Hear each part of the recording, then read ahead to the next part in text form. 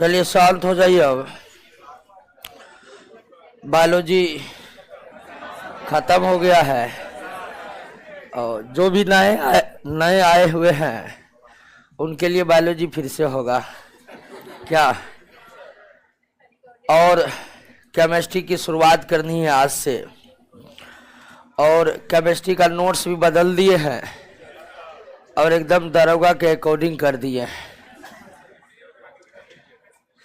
जो हाल बायोलॉजी का था वही हाल केमिस्ट्री का हो गया है। मतलब नोट को पूरी तरह से आप नया और पुराना, किन्हीं के पास अगर पुराना नोट होगा और नए जब लिए होंगे, हालांकि वो बन ही रहा है, धीरे धीरे बन रहा है, इसीलिए चैप्टर वाइज ही दे रहे हैं, एक साथ बना नहीं है। काफ़ी ज़्यादा मेहनत लगता है, 8-10 सोर्स से जानकारी को इकट्ठा करना पड़ता है, फिर उसे एक जगह करना पड़ता है, फिर कई सोर्सों से प्रश्नों को खोजना पड़ता है, कई क्वेश्चन बैंक मंगाना पड़ता है, तब जाकर प्रश्न एक जगह हो पाते हैं। तो निश्चित तौर पर उसमें लेट लगेगा और इसलिए एक एक करके दे रहे हैं। 2 चैप्टर तैयार हो गया है, 2 चैप्टर आपको मिल गया है, 2 चैप्टर और तैयार है, बस कुछ बाकी है, तो फिर आगे 2 चैप्टर आपको फिर मिल जाएगा ये समाप्त होने के बाद। तो एक एक थ्योरी को डिस्कस करेंगे और बाद में आपको प्रश्नों को उत्तर दे देंगे, कंफ्यूजन नहीं होगा, ताकि इस तरह के चैप्टर जैसे बायोलॉजी में देख रहे थे थ्योरी खींच रहे थे और लगभग 90% प्रश्न सबसे बन जा रहा था, वही स्थिति होगी। और तैयारी करने का क्या अर्थ है आप समझ ही रहे हैं, प्रश्नों को याद करना है, एकमात्र काम आपके पास प्रश्नों को याद करिए, दूसरा कोई तरीका नहीं है। तो बायोलॉजी जो समाप्त कर लिए हैं निश्चित तौर पर रिवाइज करिएगा। 18 चैप्टर है, 3000 प्लस क्वेश्चन है, 3000 नहीं 2000 प्लस क्वेश्चन है, 2200 प्लस प्रश्न है। अच्छा 2000 प्लस बोल देते हैं, ठीक है। तो उतने सारे प्रश्न हैं, अब आपकी पूरी जिम्मेदारी है कि उन सारे प्रश्नों को याद रखिए, ठीक है ना। तो निश्चित तौर पर दरोगा बनना तो आसान नहीं है, नहीं तो हम ही बनते, फिर रोशन सर भी बन जाते हैं, ठीक है। तो वो बात हम बार बार कह रहे हैं, लेकिन आसान इस मायने में है कि अगर आप प्रश्नों को याद कर दें। तो बायोलॉजी जिनका भी समाप्त हो गया है, अब आपकी जिम्मेदारी है कि सारे प्रश्नों को याद रखिए, एक भी प्रश्न में चूकिएगा वही आ जाएगा, तो क्या करिएगा आप, ठीक है ना। नहीं, हंसने वाली बात नहीं है। केमिस्ट्री में भी अब वही करना है आपको, हम चैप्टर वाइज क्लियर करते जाएंगे, आपको हर कुछ समझाते जाएंगे। आपका काम सिर्फ चैप्टर के अंत में जो प्रश्न है उन सारे प्रश्नों को याद करना। हम बार बार कह रहे हैं कि हम जो नोट में प्रश्न देते हैं वो सिर्फ प्रश्नों का कलेक्शन नहीं है, वो प्रश्नों की डिक्शनरी है, उससे बाहर नहीं जाएगा, आ जाएगा तो कौन बनाएगा, बात ये है। तो आइए अब शुरुआत करते हैं, और केमिस्ट्री का पहला चैप्टर है मैटर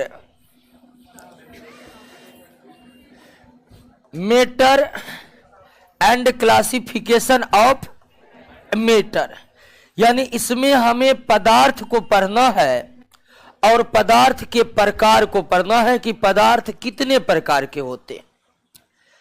तो सबसे पहले तो पदार्थ को ही समझना है, मैटर को ही समझना है कि मैटर क्या है, उसके बाद ही समझ पाएंगे कि यह कितने प्रकार के होते हैं। पदार्थ क्या है, हमको लगता है सब जानते होंगे कि पदार्थ क्या है, स्वयं हमारा शरीर भी एक पदार्थ ही है। तो पदार्थ क्या है ये बिल्कुल आप जान रहे होंगे, और एनसीईआरटी बुक की बात करिएगा तो 5वीं क्लास में पदार्थ की परिभाषा दे दिया गया है, फिर 6वीं में है, 7वीं में है। तो पदार्थ की परिभाषा आप कई बार पढ़े हुए हैं और हमें पता है कि आप जानते भी है, लेकिन फिर भी परिभाषित तो करना पड़ेगा कि पदार्थ क्या है। तो परिभाषा भी वही है, इसमें कोई बदलाव नहीं हुआ है। ऐसी वस्तु जिसमें द्रव्यमान होते हैं, जिनमें आयतन होता है, जो अवरोध उत्पन्न कर सकते हैं, जिसका हम अनुभव अपने ज्ञानेंद्रियों के द्वारा कर सकते हैं, वो क्या है, पदार्थ। ऐसे वस्तु जिसमें द्रव्यमान होता है, जिसमें आयतन होता है, जो अवरोध उत्पन्न कर सके, जिसे हम अपने ज्ञानेंद्रियों के द्वारा महसूस कर सके, वही वस्तु क्या कहलाता है, पदार्थ कहलाता है। लेकिन पदार्थ को अगर एक लाइन में परिभाषित करना है तो बहुत आसान तरीके से हम परिभाषित कर सकते हैं। पदार्थ का एक लंबा चौड़ा परिभाषा देख ही लिए है कि पदार्थ वह है जिसमें द्रव्यमान होता है, जिसमें आयतन होता है, जो अवरोध उत्पन्न कर सकते हैं, जिसे हम अपने ज्ञानेंद्रिय, जिसको अंग्रेजी में सेंसरी ऑर्गन कहते हैं, जिसकी संख्या 5 है, आंख, नाक, कान, जीभ और त्वचा, तो जिनकी उपस्थिति को हम अपने ज्ञानेंद्रियों के द्वारा महसूस कर सके, वो क्या है? पदार्थ। अब इस परिभाषा में भी देखिए कई शर्त है। ऐसे वस्तु जिसमें द्रव्यमान हो, आयतन हो, अवरोध उत्पन्न कर सके, जिसकी उपस्थिति का हम अपने ज्ञानेंद्रियों के द्वारा अनुभव कर सके, वो पदार्थ है। तो सवाल यह है कि क्या पदार्थ होने के लिए सारे शर्तों को पूरा करना पड़ेगा? द्रव्यमान भी होनी चाहिए, आयतन भी होनी चाहिए, अवरोध भी उत्पन्न होनी चाहिए और ज्ञानेंद्रियों के द्वारा महसूस भी होनी चाहिए? तो ऐसा नहीं है। परिभाषा में जितने भी तथ्य अलग अलग है, कोई एक तत्व को कोई वस्तु पूरा कर रहा है तो वो क्या है? पदार्थ। एक वस्तु जिसमें द्रव्यमान है वो पदार्थ है, एक वस्तु जिसका अपना कुछ आयतन है वो पदार्थ है, एक वस्तु जो अवरोध उत्पन्न कर सका वो भी पदार्थ है, एक वस्तु जिसकी उपस्थिति का आपको अनुमान लग रहा है वो भी क्या है? पदार्थ है। कोई एक शर्त को पूरा कर रहा है वो पदार्थ है। लेकिन पदार्थ के इस लंबे चौड़े परिभाषा पर मत जाइए, सिर्फ एक लाइन में हम पदार्थ को परिभाषित कर सकते, सिर्फ एक लाइन में। और वो क्या है? तो पदार्थ वह है, पदार्थ वह वस्तु है, पदार्थ वह वस्तु है जिसमें द्रव्यमान होता है, जिसमें द्रव्यमान होता है। द्रव्यमान समझ रहे हैं ना? द्रव्यमान वही भौतिक राशि है जिसको आप किसमें माप लीजिएगा? केजी में माप लीजिएगा। तो पदार्थ वह वस्तु है जिसमें क्या है? द्रव्यमान है। इसका मतलब यह है कि जिसमें द्रव्यमान नहीं है, जिसमें द्रव्यमान नहीं है, जिसमें द्रव्यमान नहीं है वह आपका पदार्थ भी नहीं है। जिसमें द्रव्यमान नहीं है वो आपका पदार्थ भी नहीं है। सिर्फ एक लाइन में। तो पदार्थ वह वस्तु है जिसमें क्या हो? द्रव्यमान हो। अर्थात ऐसी कोई भौतिक राशि मिल जाए आपको या वस्तु मिल जाए जिसमें द्रव्यमान नहीं है तो निश्चित तौर पर वो पदार्थ नहीं है। पदार्थ होने के लिए जो सबसे अनिवार्य विशेषताएं हैं कि उसमें क्या होनी चाहिए? द्रव्यमान होनी चाहिए। द्रव्यमान में कोई कंफ्यूजन नहीं होनी चाहिए। द्रव्यमान वही भौतिक राशि है जिसका मात्रक किलोग्राम है। तो पदार्थ होने के लिए जो सबसे बड़ी शर्त है वो यही है कि उनमें द्रव्यमान होनी चाहिए, उनमें द्रव्यमान होनी चाहिए। जिसमें द्रव्यमान नहीं होगा वो पदार्थ नहीं होगा। आपके सामने में हम दो एग्जाम्पल रख रहे हैं। एक है चीनी, सुबह सुबह है चाय भी पिए चीनी, और एक दूसरा हम रख रहे हैं बल है। क्या है? बल। बल के बारे में आप जानते हैं ना? हाँ, वही बल जिसके बारे में न्यूटन साहब ने काफी लंबा चौड़ा थ्योरी दिए हैं। बल है। इसमें कौन पदार्थ है? चीनी पदार्थ है ना? बिल्कुल चीनी पदार्थ है, क्योंकि तौल के ही हम लाते हैं केजीए में। तो चीनी पदार्थ क्योंकि इसमें द्रव्यमान है। लेकिन क्या बल पदार्थ है? बताइए, बल पदार्थ है? नहीं है। यह पदार्थ बल पदार्थ नहीं है क्योंकि इसमें द्रव्यमान नहीं है। बल एक भौतिक राशि है, बल एक फिजिकल क्वांटिटी है जिसको मापा जा सकता है न्यूटन में। लेकिन यह बल पदार्थ नहीं है क्योंकि इसमें द्रव्यमान नहीं। तो पदार्थ की सबसे बड़ी विशेषता यही है कि उसमें द्रव्यमान होनी चाहिए। अगर उसमें द्रव्यमान नहीं है तो वो पदार्थ नहीं है। आपके सामने फिर दूसरा एग्जांपल रखते हैं। एक है उष्मा, जिसको अंग्रेजी में हीट कहते हैं, और दूसरा पदार्थ हम ले रहे हैं पत्थर। ठीक है, पत्थर ये पहला पदार्थ है, उष्मा है और पत्थर है। इन दोनों में बताइए, उष्मा और पत्थर में कौन पदार्थ है? पत्थर पदार्थ है। क्यों? तो इसमें द्रव्यमान होता है, हम इसे तौल सकते हैं। लेकिन क्या उष्मा पदार्थ है? उष्मा पदार्थ नहीं है क्योंकि इसमें द्रव्यमान नहीं है। उष्मा निश्चित तौर पर एक भौतिक राशि है, इसको जूल में मापा जा सकता है, लेकिन क्या उष्मा में द्रव्यमान होता है? नहीं होता, इसीलिए उष्मा पदार्थ नहीं है। अब तो आपको समझ में आया कौन पदार्थ होगा कौन नहीं होगा। कोई कंफ्यूजन नहीं पालना है कि कौन पदार्थ है कौन पदार्थ नहीं है। सिर्फ एक लाइन याद रखना है, जिसमें द्रव्यमान होगा वही पदार्थ होगा, जिसमें द्रव्यमान नहीं होगा वो पदार्थ नहीं होगा। यह आसान शब्दों में जिसको आप तौल लीजिएगा वो पदार्थ है, जिसको आप तौल नहीं पाइएगा केजी में वो निश्चित रूप से पदार्थ नहीं हो। बात को समझ गए? पदार्थ किसे कहते हैं, कोई दिक्कत नहीं ना। ये हर पदार्थ, ब्रह्मांड में जितने भी पदार्थ है उसमें कुछ विशेषताएं मौजूद हैं। ब्रह्मांड में जितने पदार्थ हैं उनमें कुछ ना कुछ विशेषताएं पाए जाते। आइए हम पदार्थ के उन विशेषताओं को देखते हैं जो विशेषताएं सारे पदार्थ में पाए जाते हैं। तो आइए अब समझते हैं पदार्थ की विशेषताएं, या आप इसके जगह पदार्थ के गुण भी कह सकते हैं। पदार्थ में कौन कौन से गुण मौजूद होते हैं, पदार्थ में कौन कौन से गुण मौजूद होते हैं। पदार्थ किसे कहते हैं जी? जिसमें द्रव्यमान होगा। एक आदमी को चढ़ गया है गुस्सा, उसको पदार्थ कहा जाएगा? नहीं कहा जाएगा, बिल्कुल नहीं कहा जाएगा। भोजन के स्वाद को पदार्थ कहा जाएगा? नहीं कहा जाएगा। किसी में द्रव्यमान पदार्थ होने की एक ही अनिवार्य शर्त है कि अनिवार्य रूप से उसमें द्रव्यमान होनी चाहिए। आइए पदार्थ के गुणों को देखते। किस ब्रह्मांड के पदार्थ में कौन से उभयनिष्ठ गुण पाए जाते हैं? उभयनिष्ठ गुण मतलब वो गुण जो सारे पदार्थों में। सबसे पहला गुण कि पदार्थ जो होते हैं, पदार्थ अत्यंत ही सूक्ष्म कणों से बना होता है। अत्यंत ही सूक्ष्म कणों से बना होता है, सूक्ष्म कणों से बना होता है। और यह सूक्ष्म कण जो है दोस्तों, यह सूक्ष्म कण क्या कहलाता है? एटॉम कहलाता है। यानी क्या कहलाता है? परमाणु कहलाता है। यह सूक्ष्म कण क्या कहलाता है? परमाणु कहलाता है।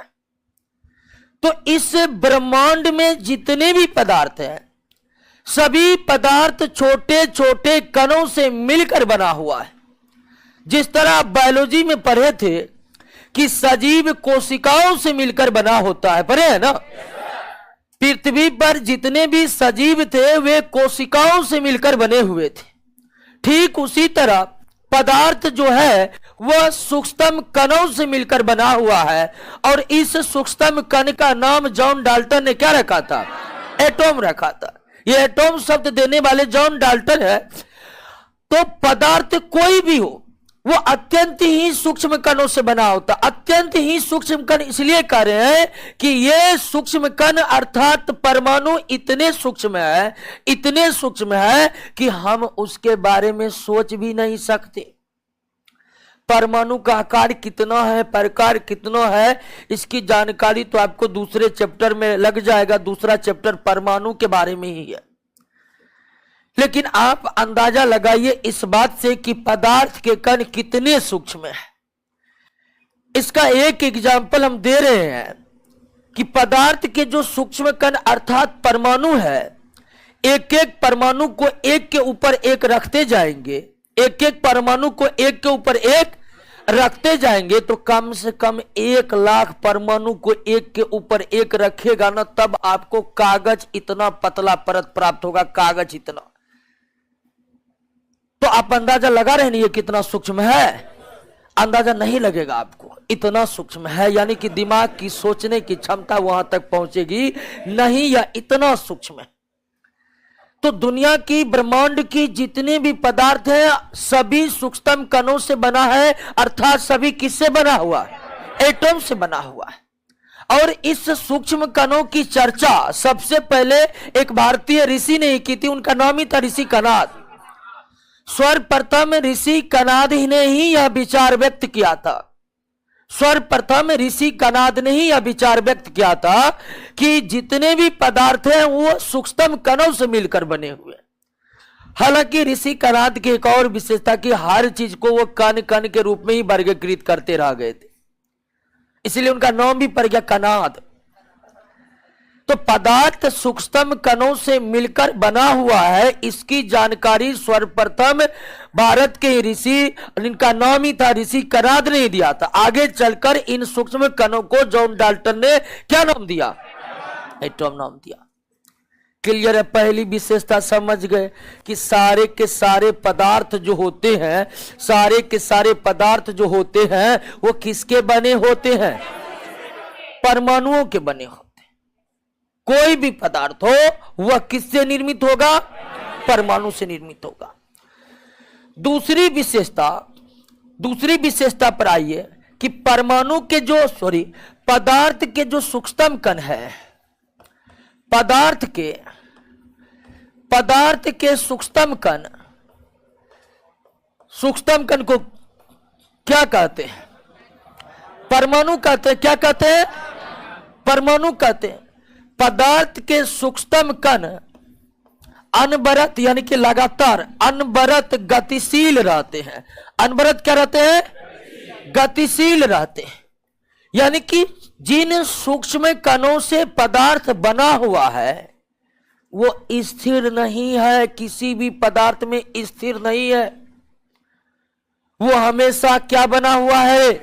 गतिशील बना हुआ है। पदार्थ के सूक्ष्म कण स्थिर अवस्था में नहीं रहते हैं। पदार्थ के सूक्ष्म कण यानी कि परमाणु अनवरत गतिशील रहते हैं, लगातार गति करते रहते, लगातार। हाँ, ये बात सही है कि कुछ पदार्थ के परमाणु की गति काफी तेज होती है और कुछ पदार्थों के परमाणु की गति बहुत निम्न होती है, लेकिन गति होती ही है। ऐसा नहीं है, ऐसा कोई भी पदार्थ का एग्जाम्पल नहीं दिया जा सकता है जिसके परमाणु, जिसके सूक्ष्म कण स्थिर अवस्था में हो। तो पदार्थ के सूक्ष्म कण गतिशील बने रहते हैं। अब आपके दिमाग में यह बात आ सकता है कि पदार्थ के सूक्ष्म कण, मान लीजिए कि ये पदार्थ और ये सूक्ष्म कण है, ये सूक्ष्म कण और ये हमेशा लगातार क्या होते हैं? गतिशील होते हैं। अब गतिशील होते हैं तो एक जगह से दूसरे जगह जाएगा कि नहीं जाएगा? एक जगह से दूसरे जगह जाएगा। तो मान लीजिए कि यही कण दूसरे जगह चला गया तो इससे पदार्थ भी क्या हो जाएगा? स्थान बदल लेगा कि नहीं? लेकिन ऐसा होता, पदार्थ के सूक्ष्म कण हमेशा क्या होते हैं? गतिशील होते हैं। अगर पदार्थ के सूक्ष्म कण गतिशील है तो पदार्थ भी इससे क्या हो जाएगा? गतिशील हो जाएगा। पदार्थ भी आपको हमेशा चलते नजर आएंगे, लेकिन ऐसा तो होता नहीं। चलते सिर्फ सजीव है, प्रचलन केवल किसमें होता है? सजीवों में होता है, निर्जीव में होता है। तो ये जो सूक्ष्म कण परमाणु है ये गतिशील कुछ इस तरह से रहते हैं कि पदार्थ में गति नहीं उत्पन्न हो सकती है। ये परमाणु आखिर किस तरह गति करते हैं?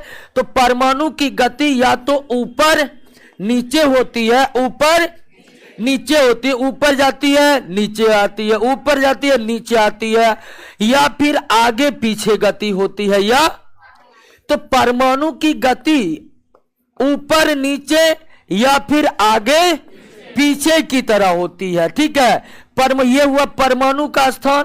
या तो परमाणु ऊपर नीचे करेगा, सूक्ष्म कण ऊपर नीचे करेगा, या आगे पीछे करेगा। इस तरह के गति में परमाणु अपने स्थान पर ही नहीं बना हुआ है। तो परमाणु की जो गति होती है वह गति कुछ इस तरह से होती है। परमाणु अपने स्थान से ऊपर जाते हैं, नीचे आते हैं, बाएं जा सकते हैं, दाएं जा सकते हैं, इसी तरह की गति होती है। और इस तरह की गति को हम कंपन गति कहते हैं या फिर क्या कहते हैं?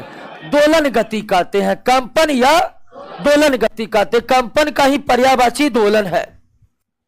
तो परमाणुओं की गति कुछ परमाणुओं में कंपन या दोलन वाली गति पाई जाती है, यानी परमाणु गतिशील भी रहकर भी अपने स्थान पर ही रहते हैं। ठीक है ना। अब कुछ में बहुत ज्यादा कंपन गति है तो उसके पर अणु जो है काफी दूर निकल जाते हैं, लेकिन पदार्थ के सूक्ष्म कण की गति जो परमाणु की जो गति है वो गति प्रायः कैसी होती है, कंपन की तरह होती है या फिर दोलन की तरह होती है।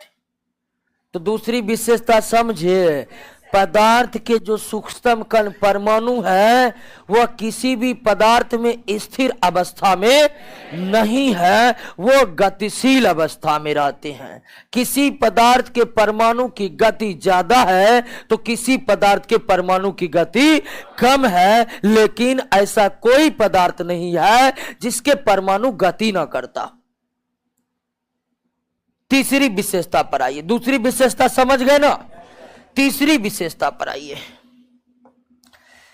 तीसरी विशेषता है कि पदार्थ के सूक्ष्म कण पदार्थ के सूक्ष्म कणों के बीच, सूक्ष्म कण को क्या कहते हैं, एटॉम कहते हैं। पदार्थ के सूक्ष्म कणों के बीच कुछ न कुछ स्थान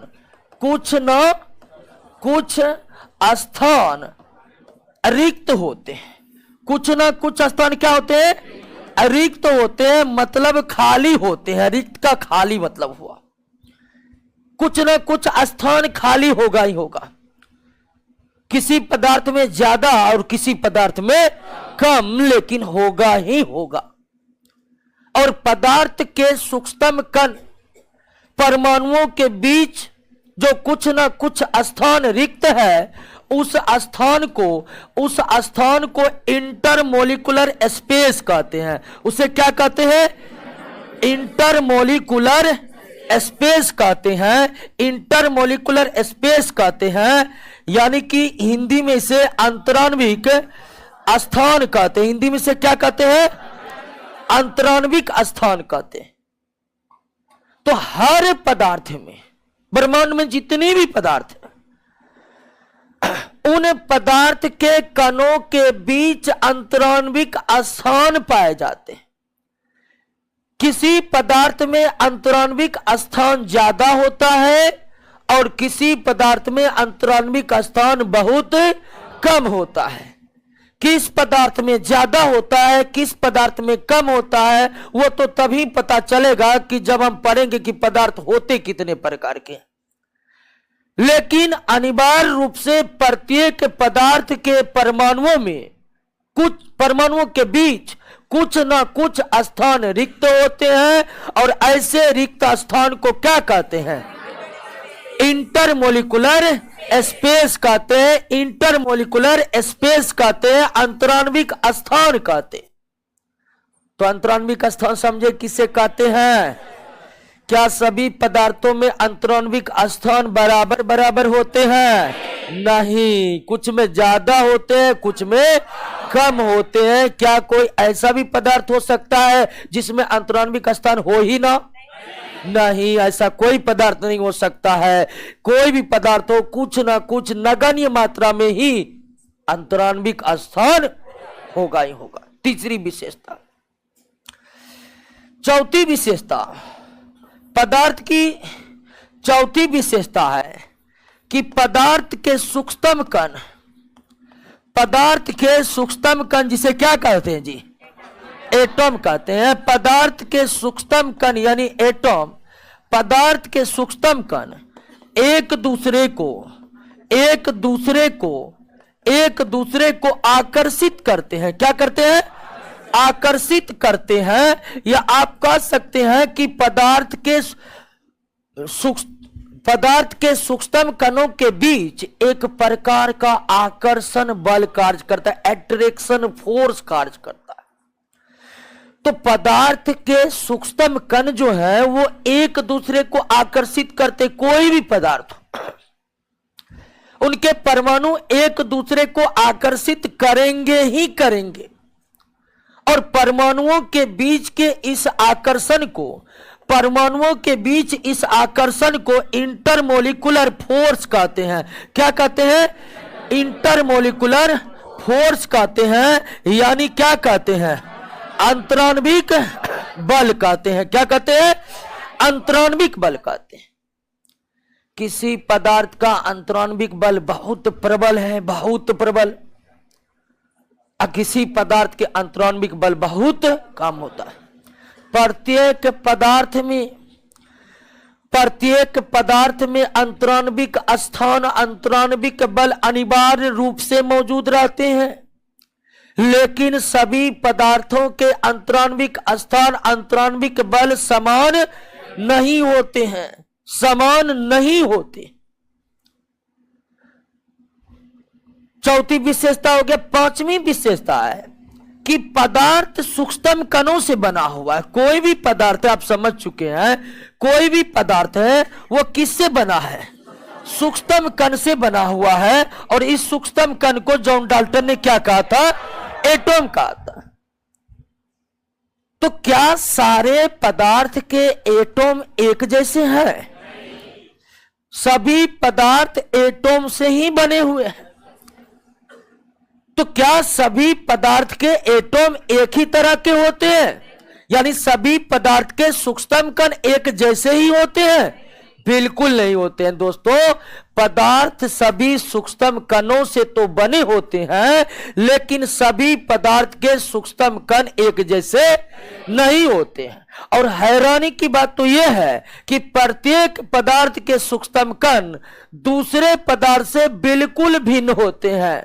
चाहे आकार की बात कर लीजिएगा, चाहे प्रकार की बात कर लीजिएगा, चाहे व्यवहार की बात कर लीजिएगा, हर एक पदार्थ का सूक्ष्म कण दूसरे प्रकार के सूक्ष्म कण से बिल्कुल मेल नहीं खाते हैं। सिर्फ एक ही तरह मेल खा सकते हैं कि प्रत्येक पदार्थ के सूक्ष्म कण, अर्थात प्रत्येक पदार्थ के जो एटॉम होते हैं उसकी आकृति एक समान होती है। कोई भी पदार्थ का एटॉम हो यानी सूक्ष्म कण हो, वह गोल ही होगा।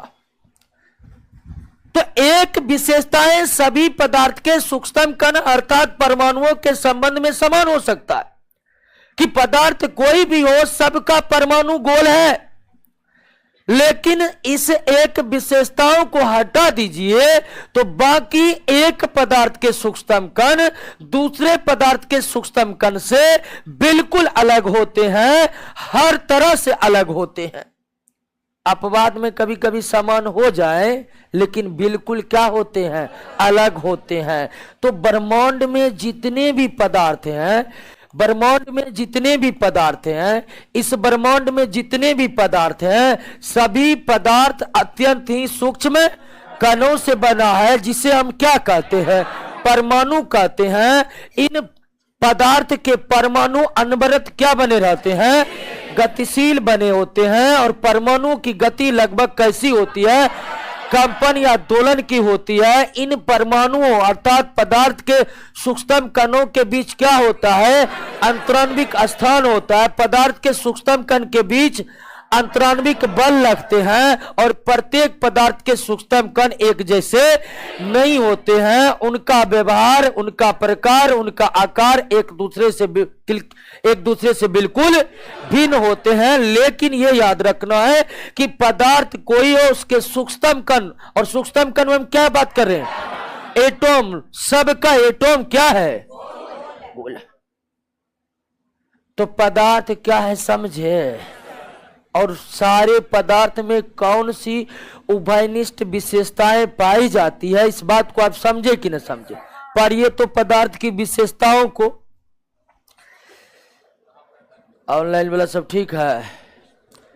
रश्मि शर्मा केमिस्ट्री का नोट पुराना वाला है, नहीं नया है, बिल्कुल नया है। आज ये तो उद्घाटन किए हैं सही में।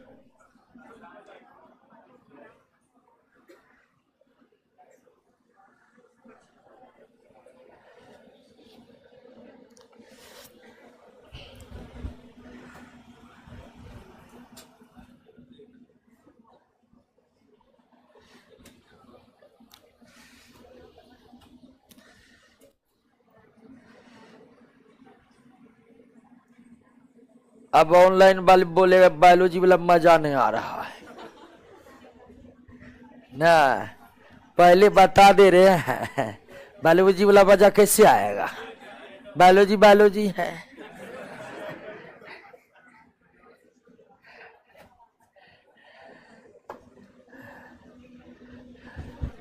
अब बहुत तो सीधे बोलता है केमिस्ट्री पढ़ने में मजा नहीं आता है, ठीक है, मजा वाला रहता पूरा बिहार पढ़ता क्या है कि नहीं। तो पढ़ने का बात है तो मजा तो उसमें आएगा नहीं, पढ़ा हमेशा बोरिंग ही लगता है, लेकिन क्या करिएगा, पढ़ना जरूरी है। और हम तो आसान कर दिए, आपका सिर्फ कम क्वेश्चन बनाना, और आज से आपको क्वेश्चन बनने लगेगा। थ्योरी समझ गए ना। अब पदार्थ क्या है कहीं भी पूछेगा तो क्या करिएगा, भाग जाइएगा, पूरा बता जाइएगा। पदार्थ की विशेषता भी आपको याद हो गया। आइए अब पदार्थ का वर्गीकरण करते हैं।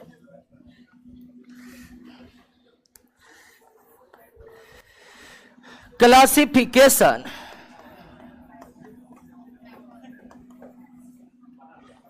क्लासिफिकेशन ऑफ मैटर, यानी पदार्थ का वर्गीकरण।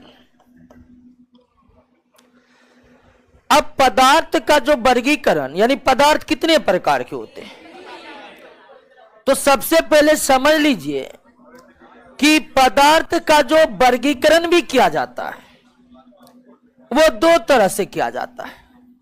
पदार्थ का भी वर्गीकरण भी कितने तरह से, दो तरह से किया जाता है। एक भौतिक वर्गीकरण और दूसरा रासायनिक। तो पदार्थ कितने प्रकार के हैं, तो पदार्थ का जो वर्गीकरण भी होता है वो वर्गीकरण भी दो तरीके से होता है। एक फिजिकल क्लासिफिकेशन और दूसरा केमिकल क्लासिफिकेशन, भौतिक वर्गीकरण और रासायनिक वर्गीकरण। और भौतिक वर्गीकरण रासायनिक वर्गीकरण में अंतर क्या है, क्या मतलब हुआ भौतिक वर्गीकरण का और क्या मतलब हुआ रासायनिक वर्गीकरण का। तो भौतिक वर्गीकरण की जब हम बात करते हैं ना, इसका मतलब होता है कि बाहरी आकार प्रकार देखकर वर्गीकृत कर देना, यानी बांट देना। यानी कि भौतिक वर्गीकरण में ज्यादा लैब की आवश्यकता नहीं है। हम पदार्थ के आकार प्रकार टेम्परेचर ये सब को देखकर उसको वर्गीकृत कर दिए तो वो क्या हो गया, भौतिक वर्गीकरण। लेकिन जब हम रासायनिक वर्गीकरण की बात करते हैं तब हमें लैब की आवश्यकता पड़ती है। बाहर से देखकर आप किसी पदार्थ का रासायनिक वर्गीकरण केमिकल क्लासिफिकेशन नहीं कर सकते। आपको लैब में जाना पड़ेगा, आपको देखना पड़ेगा कि पदार्थ के सूक्ष्म कण कैसे हैं और वो पदार्थ किसी दूसरे पदार्थ के साथ किस तरह का व्यवहार करते, और एक पदार्थ को लैब में ले जाकर उनके सूक्ष्म कणों का अध्ययन कर एवं यह पता कर कि यह पदार्थ किसी दूसरे पदार्थ के साथ किस प्रकार का व्यवहार कर रहे हैं। एक पदार्थ का दूसरे पदार्थ के साथ क्या व्यवहार है, इसका मतलब है कि एक पदार्थ दूसरे से किस प्रकार अभिक्रिया कर रहे हैं, या अभिक्रिया कर भी रहे हैं या नहीं कर रहे। तब जब हम पदार्थ को बांटते हैं इतना कुछ चेक करने के बाद, तो निश्चित तौर पर वह वर्गीकरण क्या हो जाएगा, रासायनिक वर्गीकरण। अगर आपको एक ही लाइन में जानना है तो भौतिक वर्गीकरण हेतु प्रयोगशाला की कोई खास आवश्यकता नहीं होती है, जबकि रासायनिक वर्गीकरण प्रयोगशालाओं के मदद से हो ही नहीं सकता है। तो पदार्थ का वर्गीकरण दो तरीके से होता है, एक भौतिक वर्गीकरण और दूसरा रासायनिक वर्गीकरण। तो निश्चित तौर पर रासायनिक वर्गीकरण के लिए लैब में जाना होगा, बहुत कुछ करना होगा। हम लोग नहीं जाएंगे, हम लोग तो जाके आ गए हैं, ठीक है। तो पहले आइए पदार्थ के फिजिकल क्लासिफिकेशन को समझ लेते हैं। पदार्थ का जब हम भौतिक वर्गीकरण या फिजिकल क्लासिफिकेशन करते हैं, फिजिकल क्लासिफिकेशन यानी भौतिक वर्गीकरण करते हैं, तो भौतिक वर्गीकरण के आधार पर पदार्थ के मुख्य 3 ही वर्ग है या 3 ही प्रकार है। एक सॉलिड यानी ठोस, दूसरा लिक्विड यानी द्रव, और तीसरा गैस यानी गैस। तो भौतिक वर्गीकरण के आधार पर पदार्थ के कितने प्रकार हैं? 3 प्रकार है। हालांकि कुछ और प्रकार है, इसलिए यह कहना ज्यादा उचित होगा कि भौतिक वर्गीकरण के आधार पर पदार्थ के मुख्य 3 प्रकार है। क्योंकि वर्तमान समय की बात करिएगा तो वैज्ञानिक भौतिक वर्गीकरण के आधार पर पदार्थ को अधिकतम 5 भागों में बांट चुके हैं। हालांकि अन्य जो 2 भाग हैं उनके बारे में अभी भी बहुत शोध यानी कि रिसर्च होना बाकी है, लेकिन भौतिक वर्गीकरण के आधार पर पदार्थ के अधिकतम 5 प्रकार होंगे। लेकिन भौतिक वर्गीकरण के आधार पर पदार्थों के मुख्य प्रकार को देखें तो वो 3 है, सॉलिड है, लिक्विड है और गैस है। सॉलिड, लिक्विड, गैस यानी ठोस, द्रव, गैस। अब ये तीनों पदार्थ की विशेषताएं एक दूसरे से मैच नहीं करते हैं, यानी कि ठोस में जो विशेषताएं मौजूद है वो द्रव में नहीं है, और द्रव में जो विशेषताएं मौजूद है वो गैस में नहीं है। गैस में जो विशेषता है वो द्रव के पास नहीं है, वो ठोस के पास नहीं है। द्रव के पास जो विशेषता है वो ठोस के पास नहीं है, गैस के पास नहीं है।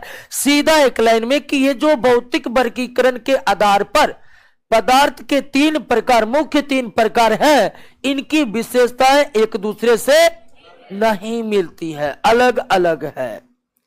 जब एक दूसरे की विशेषताएं अलग अलग है तो फिर पढ़ना भी अलग अलग ही पड़ेगा। आइए समझते हैं सबसे पहले कि ठोस पदार्थ में कौन कौन सी विशेषताएं हैं, फिर द्रव पदार्थ पर आएंगे, फिर गैस पदार्थ पर आएंगे। लेकिन इतना तो समझ ही चुके हैं, भौतिक वर्गीकरण के आधार पर पदार्थ के मुख्य कितने प्रकार हैं? 3। लेकिन अधिकतम कितने प्रकार है? 5 प्रकार है। हम 5 प्रकार का जिक्र करेंगे इस चैप्टर में, लेकिन शुरुआत करते हैं किससे? सॉलिड से, ठोस से।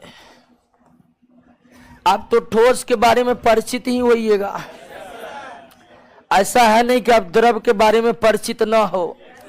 गैसों की दुनिया में तो हम बैठे हुए ही हैं, तो सब कुछ से परिचित है। लेकिन हम परिचित होने के लिए तो पढ़ नहीं रहे हैं, दरोगा बनने के लिए पढ़ रहे हैं। इसलिए ठोस की विशेषताओं को इस नजरिए से देखेंगे जिस नजरिए से सारे के सारे प्रश्न बन जाए। ठोस में कई विशेषताएं हैं, 2-4 को तो बिना याद किए आप बता दीजिएगा, ठीक है? जैसे खड़ा होकर बता दीजिएगा कि ये ईटा में जो जो विशेषता है ना वो ठोस में है, ठीक है? सही होगा। तो ठोस में कई विशेषताएं हैं, लेकिन ठोस में जितने विशेषताएं हैं ना वो ठोस में पाए जाने वाले 2 गुणों के कारण है। ठोस पदार्थ के सबसे मुख्य गुण होते हैं कि मान लीजिए कि ये ठोस पदार्थ है और हम सांकेतिक परमाणु बनाकर आपको दिखा रहे हैं, क्योंकि वास्तविक परमाणु का तो बनाना संभव है नहीं, क्योंकि बिंदु को ही 1,00,000 भाग में बांटिएगा तो 1 परमाणु निकलेगा, तो वो तो संभव है नहीं। तो ये आपका परमाणु है। ठोस पदार्थों की सबसे बड़ी विशेषता होती है, ठोस पदार्थों की सबसे बड़ी विशेषता होती है कि इन पदार्थों में अंतराण्विक स्थान, आप समझ चुके हैं ना अंतराण्विक स्थान क्या है? अंतराण्विक स्थान, इंटरमोलिकुलर स्पेस, ये क्या होता है? बहुत कम होता है, एकदम नगण्य होता है, न के बराबर भी आप कह सकते हैं। लेकिन वही अंतराण्विक बल की बात करिएगा तो ये प्रबल होता है। तो तो ठोस की विशेषता है कि इनके सूक्ष्मतम कण अर्थात ठोस के परमाणुओं के बीच अंतराण्विक स्थान नगण्य होता है, जबकि ठोस के परमाणुओं के बीच अंतराण्विक बल काफी प्रबल होता है। या सीधा सीधा आप कह दीजिए कि सभी पदार्थों में, ठोस द्रव गैस सभी पदार्थों में सबसे ज्यादा अंतराण्विक बल किसमें होता है? और सभी पदार्थों में, ठोस द्रव गैस सभी पदार्थों में सबसे कम अंतराण्विक स्थान किसमें होता है? ठोस में होता है। तो ठोस के सूक्ष्मतम कणों के बीच अंतराण्विक स्थान अन्य सभी पदार्थों के तुलना में कम, और ठोस के परमाणुओं के बीच अंतराण्विक बल अन्य सभी पदार्थों के तुलना में काफी प्रबल हो जाता है। और ये दो गुण जो ठोस के हैं, इसी आधार पर ठोस में कई विशेषताएं आ जाती है। कौन कौन विशेषता आती है? तो सबसे पहले देखिए कि ठोस के जो आकार होते हैं तथा आयतन, ठोस का आयतन कैसे निकलता आपको पता है ना? लंबाई गुना चौड़ाई गुना ऊंचाई। ठोस का आकार तथा आयतन निश्चित होते हैं यानी कांस्टेंट होते हैं। निश्चित होते हैं यानी क्या होते हैं? कांस्टेंट होते हैं। क्यों होते हैं? कारण यही है, अंतराण्विक बल काफी प्रबल होते। अंतराण्विक बल काफी प्रबल होगा, परमाणु हिलडुल करेगा? गति भी इसकी बहुत कम होगी। अगर परमाणु ही हिलडुल नहीं करेगा तो आकार इधर उधर होगा, और आकार ही इधर उधर नहीं होगा तो लंबाई चौड़ाई ऊंचाई बदलने वाला है। तो ठोस के आकार और आयतन कांस्टेंट होते। क्यों? तो इनके कणों के बीच अंतराण्विक बल काफी प्रबल होते हैं। अंतराण्विक बल काफी प्रबल होने के कारण ही ठोस के आकार और आयतन क्या होते हैं? निश्चित होते हैं। आकार और आयतन क्या होते हैं? निश्चित होते हैं। अगली विशेषता पर आइए कि ठोस को गर्म करने पर प्रसार बहुत कम। ठोस को गर्म करने पर प्रसार, एक्सपेंशन, गर्म करने पर प्रसार बहुत कम तथा ठंडा करने पर संकुचन बहुत कम होता है। संकुचन यानी कॉन्ट्रैक्शन, संकुचन बहुत कम होता है। आप जानते हैं किसी भी वस्तु को आप गर्म करिएगा मतलब उष्मा दीजिएगा। गर्म करने का मतलब उष्मा देना। अब किसी भी वस्तु को गर्म करिएगा तो वो फैलता है, सामान्य सी बात है, आप जानते होंगे। लेकिन आपके पास एक ठोस है, एक द्रव है, एक गैस है, तो किस पदार्थ को गर्म करने पर सबसे कम फैलेगा? तो ठोस पदार्थ। ठोस पदार्थ को गर्म करने पर अन्य जो द्रव और गैसीय पदार्थ है उसके तुलना में बहुत कम प्रसार होता है। कारण क्या है? कारण यह है कि इनके कणों के बीच अंतराण्विक बल प्रबल होते हैं, इसलिए वो एक दूसरे को छोड़कर जल्दी नहीं भागते हैं, इसलिए उसमें प्रसार बहुत कम होते हैं। और फिर वही बात कि ठंडा करने का मतलब समझ रहे हैं ना? उष्मा निकालना। गर्म करने का मतलब पदार्थ को उष्मा, और ठंडा करने का मतलब पदार्थ से उष्मा निकालना। और गर्म करने की अपेक्षा ठंडा करना बहुत कठिन होता है, और कठिन होने के साथ साथ खर्चीला भी होता है। यानी किसी पदार्थ को गर्म करना आपके लिए आसान है, लेकिन ठंडा करना आपके लिए क्या हो जाएगा? कठिन हो जाएगा, और तो और खर्चीला हो जाएगा। तो ये बात आप याद रखिएगा। तो गर्म करने पर ठोसों में प्रसार बहुत कम होता है द्रव और गैसों की तुलना में। कारण क्या है? तो कारण यही है कि इनमें अंतराण्विक बल काफी ज्यादा है। अणु एक दूसरे को छोड़कर जा नहीं सकते। अब वही इसको ठंडा करने पर इसमें संकुचन भी बहुत कम होता है। ठंडा करने पर संकुचन कम होता है, इसका कारण है कि अंतराण्विक स्थान बहुत कम है। अब जाएगा संकुचित होकर अणु जाएगा किधर, जगह ही नहीं उनके बीच।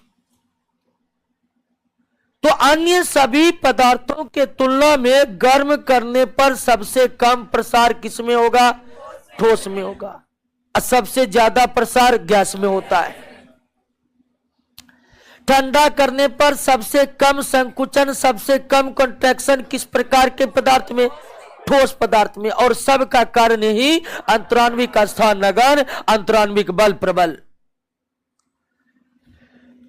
ठोस की अगली विशेषता की ठोस कठोर यानी कि हार्ड होता है। ठोस क्या होता है? कठोर तथा दृढ़ होते हैं, कठोर तथा दृढ़ होते हैं। यानी कि आप द्रव को देख लीजिए, गैस को देख लीजिए, सबसे ज्यादा कठोर और दृढ़ मतलब रिजिड, ठीक है, दृढ़ होते हैं। ये भी किस कारण से? ये भी इस कारण से कि ठोसों के सूक्ष्म कणों के बीच अंतराण्विक बल काफी प्रबल है। इसीलिए सभी पदार्थों में कठोरता केवल किसमें है? ठोस में। द्रव और गैस में कठोरता है, हार्डनेस है नहीं। हार्डनेस वाला पदार्थ तो केवल एक है, कौन? और सभी पदार्थों को छोड़कर हार्डनेस, कठोरता केवल ठोस में ही इसीलिए है कि सभी पदार्थों के तुलना में सबसे ज्यादा अंतराण्विक बल किस पदार्थ में है? ठोस में है। इसके अलावा ठोस में बहाव की प्रवृत्ति, फ्लो करने की प्रवृत्ति, बहाव की प्रवृत्ति नहीं पाई जाती है, प्रवृत्ति नहीं पाई जाती है। द्रव और गैस पदार्थ के बारे में थोड़ा तो आपको अंदाजा होगा कि द्रव को भी स्वतंत्र छोड़ दीजिएगा, वो बहने लगेगा यानी फ्लो करने लगेगा। हवा तो बहते ही रहती है जो गैस है। तो द्रव और गैस पर जाइएगा ना, तो द्रव और गैस में एक खास गुण है कि द्रव और गैस फ्लो करते हैं। ये फ्लो करने का गुण ठोस में नहीं होता है। ठोस पदार्थ में बहाव की प्रवृत्ति नहीं होती है, फ्लो करने की प्रवृत्ति नहीं होती है। और अगर ठोस पदार्थ में फ्लो करने की प्रवृत्ति नहीं है तो निश्चित तौर पर इसका क्या कारण? इसका वही कारण है कि इनके कणों के बीच अंतराण्विक बल क्या है? प्रबल है। जब कणों के बीच अंतराण्विक बल प्रबल है तो कण एक दूसरे को छोड़कर भागेंगे, और कण ही एक दूसरे को छोड़कर नहीं भागेगा तो फ्लो हो पाएगा? नहीं हो पाएगा। तो ठोस पदार्थ के आकार और आयतन निश्चित होते हैं। इनको गर्म करने पर सभी पदार्थों के तुलना में प्रसार बहुत कम, और ठंडा करने पर सभी पदार्थों की तुलना में संकुचन बहुत कम। कठोरता या दृढ़ता केवल आपको ठोसी पदार्थ में देखने को मिलेगा। अब बहाव की प्रवृत्ति आपको ठोस में देखने को नहीं मिलेगा। बहाव की प्रवृत्ति ठोस को देखने में आपको नहीं मिलेगा। अब ध्यान दीजिए ठोस की अगली विशेषता पर कि ठोस में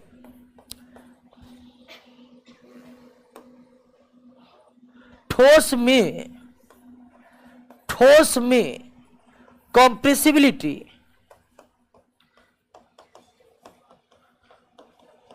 कॉम्प्रेसिबिलिटी को हिंदी में कहते हैं संपीड्यता। संपीड्यता, ठोस में संपीड्यता का गुण नहीं होता है। ठोस में संपीड्यता का गुण नहीं होता है, कंप्रेसिबिलिटी का गुण मौजूद नहीं है। अब ठोस में संपीड्यता का गुण नहीं होता है तो सबसे पहले यह समझना पड़ेगा कि यह संपीड्यता, यह कंप्रेसिबिलिटी है क्या। जब किसी पदार्थ पर दाब लगाकर, क्या लगाकर? दाब लगाकर उसके आयतन को हम कम कर दें, जब किसी पदार्थ पर दाब लगाकर उसके आयतन को कम कर दे तो हम कहेंगे कि पदार्थ में संपीड्यता का गुण मौजूद है।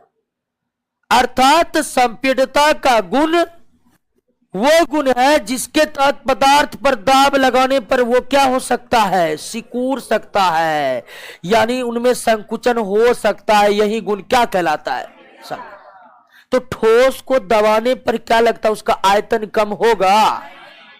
होगा? बिल्कुल नहीं होगा। जेसीबी लाकर भी दबा दे तो भी नहीं होने वाला है।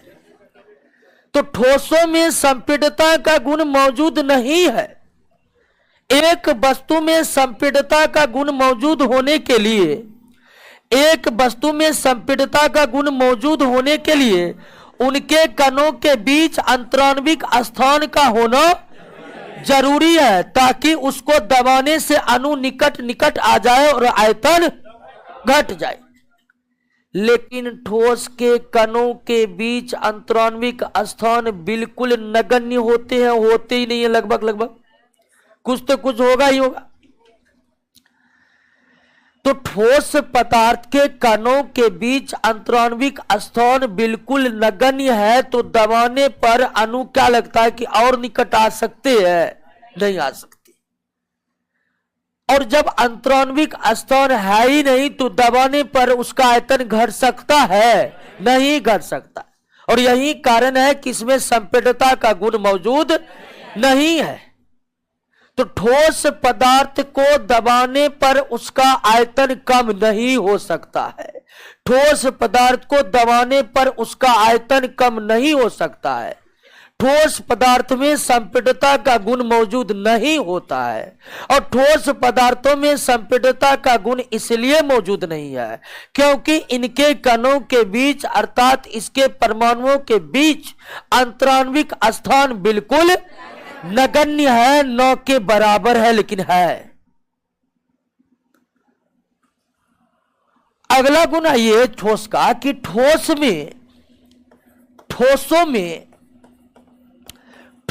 में विसरण का गुण, विसरण यानी कि डिफ्यूजन,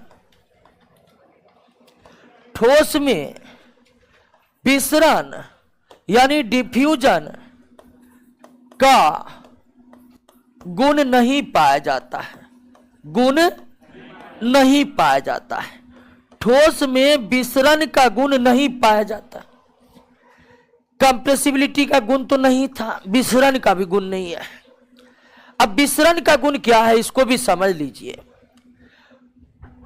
भिन्न भिन्न पदार्थ का आपस में घुल मिल जाना ही क्या कहलाता है, विसरण कहलाता है।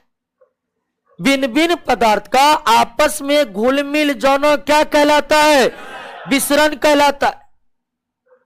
जल में दूध डाल दिए, आपस में घुल मिल जाता है कि न जाता है? यानी दो द्रव आपस में घुल मिल सकते, यानी द्रव में विसरण का गुण मौजूद है। लेकिन ठोस आपस में घुल मिल सकते हैं नहीं। एक ठोस को द्रव में डालिएगा तो वो घुल मिल जाएगा, लेकिन ठोस को द्रव में डालेंगे तो घुलते मिलते हैं। जैसे चीनी को जल में डालते तो घुल जाते। एक ठोस और द्रव के बीच विसरण का गुण मौजूद है, लेकिन हम बात सिर्फ ठोसों की कर रहे हैं। क्या भिन्न भिन्न प्रकार के ठोस आपस में घुल मिल जाते हैं? नहीं घुल मिल सकते। अर्थात ठोसों में विसरण का गुण मौजूद नहीं है। अलग अलग प्रकार के ठोस आपस में घुल मिल नहीं सकते। लेकिन कुछ अपवाद है। मान लीजिए कि एक लोहा का टुकड़ा है और दूसरा कॉपर का टुकड़ा है, और ये एक दूसरे से सटा कर रख दिया। और मान लीजिए कि ये सटा कर सिंधु घाटी सभ्यता से रखल है। अभी निकालिएगा नहीं, ये पूरी तरह सटा मिल जाएगा। यानी ठोस में हल्का हल्का हल्का विसरण का गुण मौजूद है। अगर दो ठोसों को आप सटा कर रख दीजिएगा तो 1000 साल 2000 साल बाद वो सट जाते हैं। यानी कि इसके अणु इसमें घुल मिल गया, तब तो ये सट गया। तो ठोसों में नाम मात्र विसरण के गुण पाए जाते हैं, लेकिन इतने कम पाए जाते हैं कि ना कहना ही ज्यादा बेहतर होता है।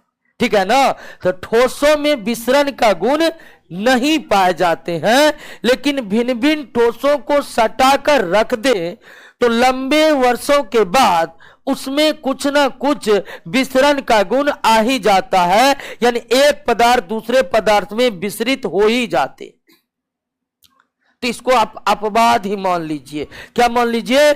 अपवाद ही मान लीजिए। तो ठोसों में संपीड़ता का गुण भी मौजूद नहीं है, ठोसों में विसरण का भी गुण मौजूद नहीं है, और ठोस में वाष्पन भी नहीं होता है। ठीक है। ठोस में वाष्पन यानी कि इवोपोरेशन, ठोस में वाष्पन भी नहीं होता है। ये वाष्पन का गुण जो है ना, मुख्य रूप से द्रव का लक्षण है। द्रव जो है, लिक्विड जो है, वो हर टेम्परेचर पर वाष्पित होते रहते हैं, यानी उसके कुछ अणु वायुमंडल में लगातार जाते रहते हैं। जल का वाष्प बनना ही क्या है? वाष्पन। वाष्पन द्रव पदार्थ का एक विशेष गुण है। आप एक गिलास में पानी भरकर रख दीजिए और चले जाइए गांव, आइए 10 दिन के बाद आपको लगेगा गिलास में कुछ पानी कम है। किधर गया पानी? पानी वाष्पित हो गया, कुछ ना कुछ पानी वाष्पित हो गया। वही गिलास में चीनी रखकर जाइए, उतना का उतना ही रहेगा, वो वाष्पित नहीं होगा। अब चीटी न खाए वो अलग बात है। ठीक है, लेकिन सही बोले, चीटी वाला परेशान करने वाला मौसम आ गया है। ठीक है, लंबे वक्त तक चीटी दिखाई नहीं दिया था, कल ही हम मुलाकात किए तो लगा कि अब गर्मी आ रहा है। ठीक है, आइए। तो ठोसों में वाष्पन नहीं होता है। वाष्पन विशेष गुण है किसका? द्रव का। तो हमको लगता है इतनी विशेषताएं क्लियर कर दिए ठोस को कि अब ठोस को समझने में कोई दिक्कत आपको होगा नहीं। क्या? और ठोस में जो सबसे बड़ी विशेषता है वो सिर्फ 2 गुणों के कारण है कि ठोसों में सभी पदार्थों के तुलना में अंतराण्विक स्थान नगण्य है, और ठोसों में सभी पदार्थों के तुलना में अंतराण्विक बल प्रबल है।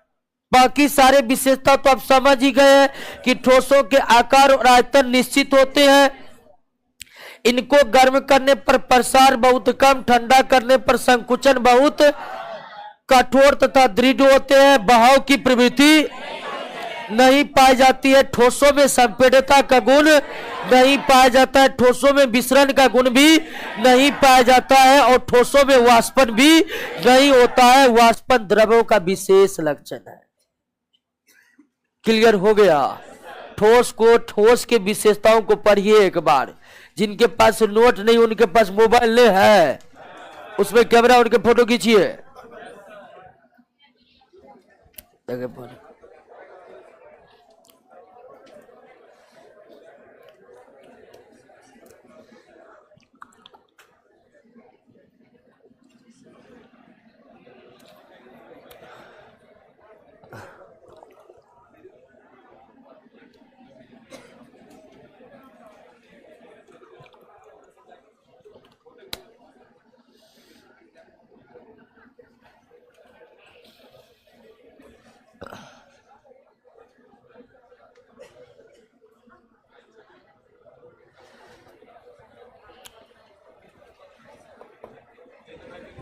पढ़ लिए ना?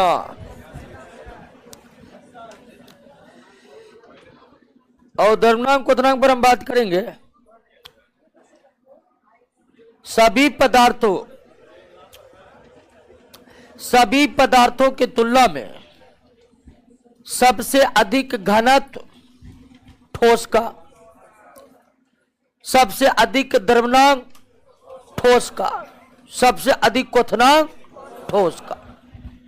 द्रव्यनांक और क्वथनांक ताप की विशेष अवस्थाएं आगे हम पढ़ेंगे, लेकिन जिक्र थोड़ी हम घनत्व की कर दें। घनत्व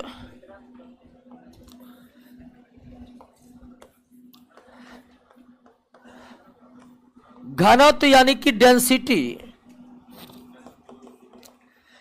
घनत्व बराबर होता है द्रव्यमान बटे आयतन, द्रव्यमान बटे आयतन। ठीक है, द्रव्यमान बटे आयतन, ठोसों के संबंध में हम बात कर रहे हैं। तो पदार्थ में, किसी भी पदार्थ में, चाहे द्रव को लीजिए, गैस को लीजिए, सबसे ज्यादा घनत्व वाला पदार्थ हमेशा कौन होगा? ठोस में। जैसे एग्जाम में ही दे दे, ठीक है, 4 ऑप्शन दे दिया, लोहा दे दिया, दूध दे दिया, ठीक है, हाइड्रोजन गैस दे दिया, और चौथा में दे दिया आपका पानी यानी जल, और पूछ दे कि इन चारों में किसका घनत्व सबसे ज्यादा है, तो निश्चित तौर पर लोहा का घनत्व सबसे ज्यादा है। ठोस द्रव गैस में सबसे ज्यादा घनत्व वाला, सबसे ज्यादा घनत्व वाला पदार्थ कौन है? लोहा है। लोहा नहीं मतलब ठोस है, इस ऑप्शन में लोहा है, ठीक है ना।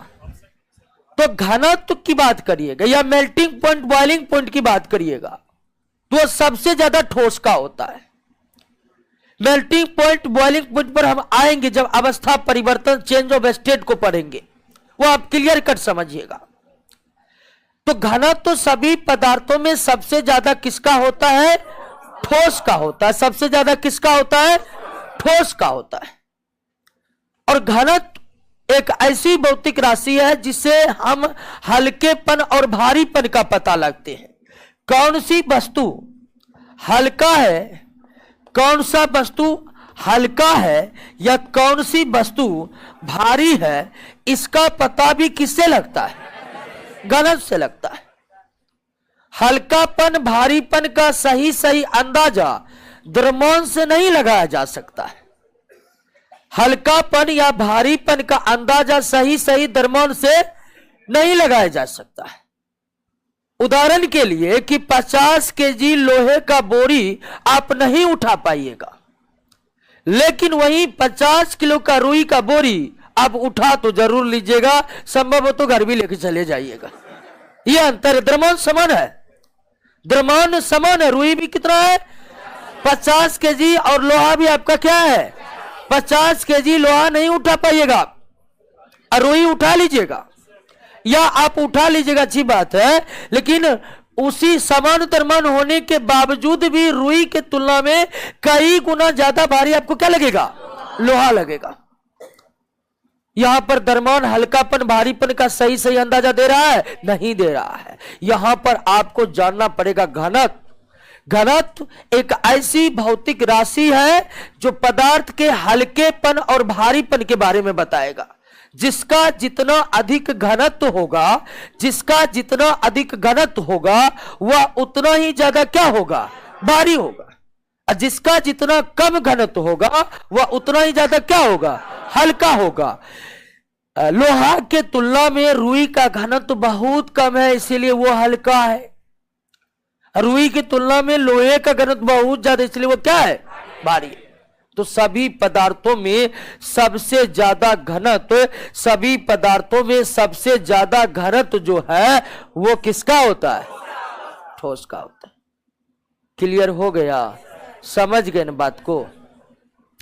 अब आते हैं ठोसों के प्रकार। ठोस के प्रकार। ठोस के प्रकार। ठोस के प्रकार। एक क्वेश्चन है कि कपूर में सब्लिमेशन होता है? बिल्कुल होता है, आएंगे कपूर पर भी आएंगे। एक क्वेश्चन है कि वाष्प और भाप में क्या अंतर है? वाष्प और भाप में क्या अंतर? वाष्प नहीं दिखता है, भाप दिखता है, ये ना अंतर है। वाष्प बनेगा तो दिखेगा नहीं कि वाष्प बन गया, अब भाप बनेगा तो दिखेगा क्या भाप बन रहा है। और दूसरा अंतर यह है कि वाष्प हर ताप पर बनता है, वाष्प हर ताप पर बनता है, माइनस टेम्परेचर पर भी वाष्प बनता है, लेकिन भाप एक निश्चित ताप पर ही बनता है। निश्चित ताप से कम पर भाप नहीं बनेगा। भाप को अंग्रेजी में स्टीम कहते हैं, वाष्प को अंग्रेजी में वेपर कहते हैं। तो भाप और वाष्प में पर्याप्त अंतर है। हालांकि दोनों को गैस की ही श्रेणी में रखेंगे, वाष्प को भी किसके श्रेणी में रखेंगे? गैस के श्रेणी में रखेंगे, और भाप को भी किस श्रेणी में रखेंगे?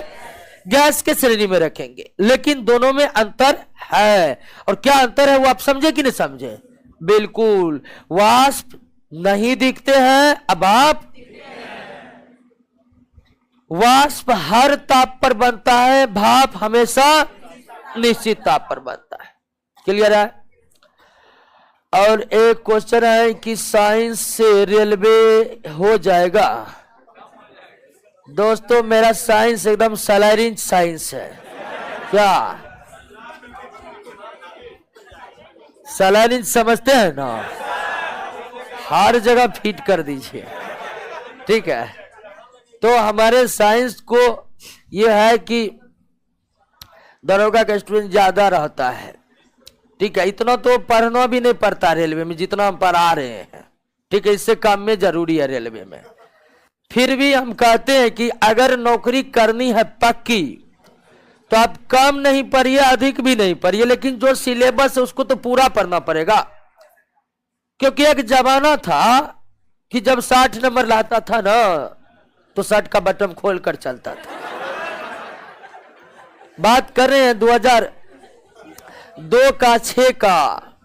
उस समय 60% आना बहुत बड़ी बात थी। जिस सीनियर स्टूडेंट को 60% आता था सेट प्रैक्टिस में, जूनियर सबसे बात नहीं करता था, ठीक है। ये स्थिति थी। अब तो कट ऑफ 92 चले जाए फिर भी किसी को दिक्कत नहीं है। 82 तो आम हो गया है दरोगा का कट ऑफ। 70-72 में तो पीटी होता है। तो सवाल है कि जब इतने ज्यादा कट ऑफ चला जा रहा है तो सिलेबस में किसी की चीज को भी छोड़ना संभव है? नहीं है। दरोगा तभी पक्की है जब पूरा पकड़ है। अब पूरा पकड़ कैसे आएगा? तो हम बनवाएंगे आपको पूरा पकड़। ये जो आपको नोट दे रहे हैं ये पूरा पकड़, हम बार बार बोले 20,000 क्वेश्चन है। हाँ तो ऐसे दिए लगते बच्चे है, ठीक है। याद नहीं हो रहा है, याद नहीं हो रहा है तो अगर बच्चा है तो समझ में आता है कि बच्चा का दिमाग अभी बहुत कुछ सीख रहा है, इसलिए याद नहीं हो रहा है। सही में बच्चा का दिमाग बहुत चीज सीखता है। सबसे पहले दुनिया देखता है कि कैसा कैसा है। तो लेकिन आप वयस्क हो गए और जानते हैं कि हमें याद करना, और आप जानते हैं कि मस्तिष्क की गहराई ब्रह्मांड से भी ज्यादा है, और यह हम नहीं करें, रिसर्च में साबित हो चुका है। यानी 20,000 क्वेश्चन याद कर लीजिएगा ना तो वो मस्तिष्क के 1 करोड़ में भाग के 1 करोड़ में होगा। यानी मस्तिष्क में जो चिप लगा हुआ है ना वो इन्फिनिटिव जीबी का है। इन्फिनिटिव कितना भी चीज जमा कर सकते। तो आप वयस्क है और मस्तिष्क की क्षमताओं से अवगत हैं तो फिर याद करने में क्या दिक्कत है? याद सिर्फ इसलिए नहीं होता है कि आप बैठते ही नहीं याद करने। याद तब होगा जब आप बैठिएगा याद करने। आदमी को दिक्कत है, एक तो बैठ भी जाता है तो लगातार बैठने में दिक्कत है। 2 घंटा बैठेगा चाहे दुकानदार बनिया मारेगा। दोस्तों जरूरी हम बार बार कर रहे हैं कि अभी का सिचुएशन आपके लिए ऐसा है कि पढ़ाई के सिवा कुछ भी अगरम बगरम पर ध्यान दीजिएगा ना, नौकरी आज से चला जाएगा। हम ये नहीं करें कि जिंदगी आपकी और सफल हो जाएगी, आप करोड़पति बन सकते हैं बिना नौकरियों का, लेकिन पढ़ाई के अलावा अभी आप कुछ किए तो ये तो पक्का सरकारी नौकरी होने नहीं जा रहा है।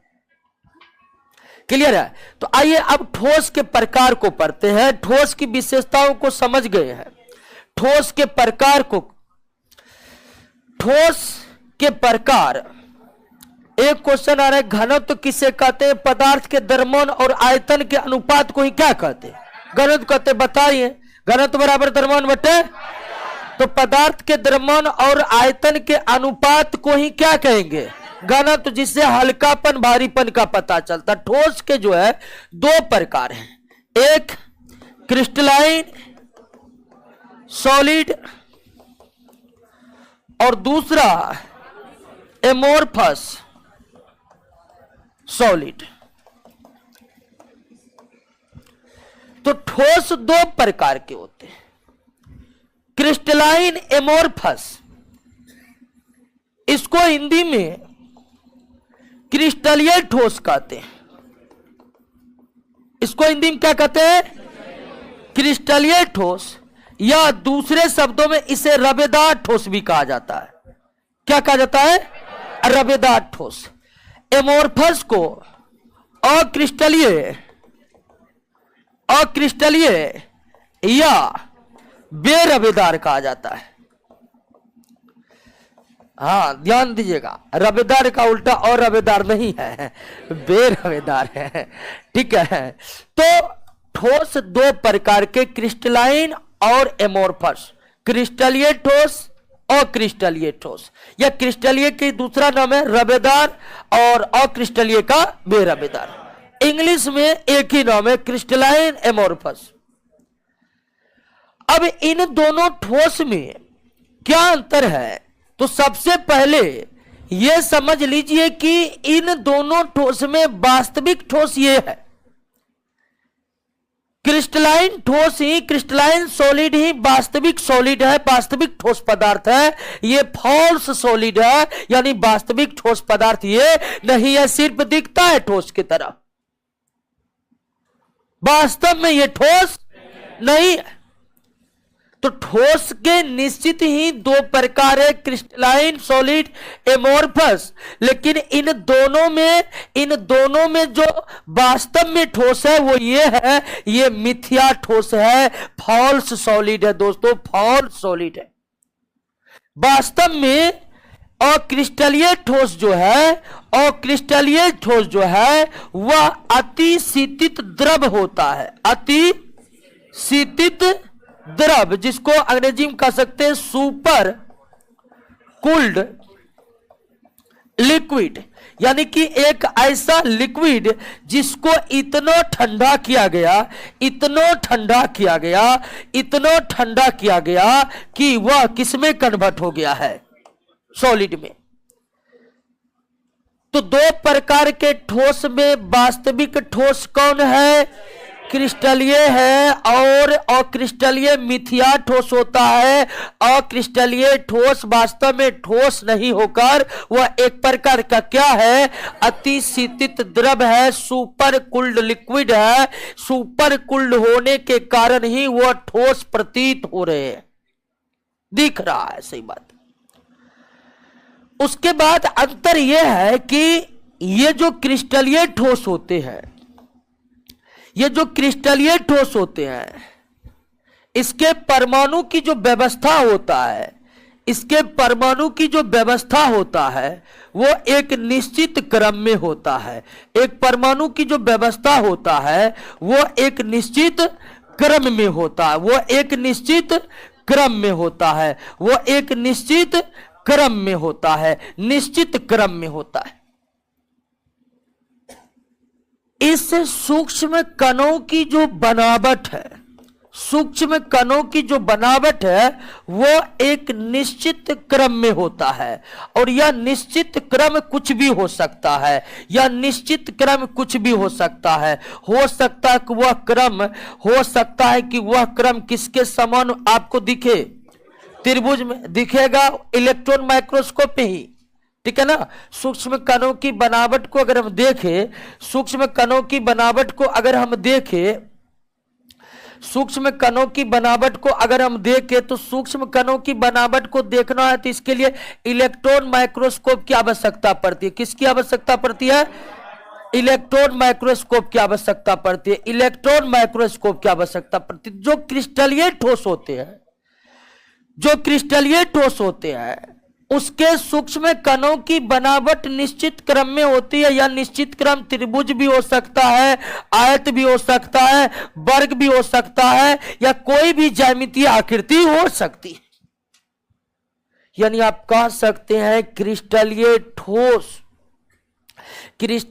ठोस के अणुओं की व्यवस्था, एक क्रिस्टलीय ठोस के परमाणुओं की व्यवस्था निश्चित क्रम में होती है और ये क्रम किसी न किसी ज्यामितीय आकृति से मैच खा जाता है।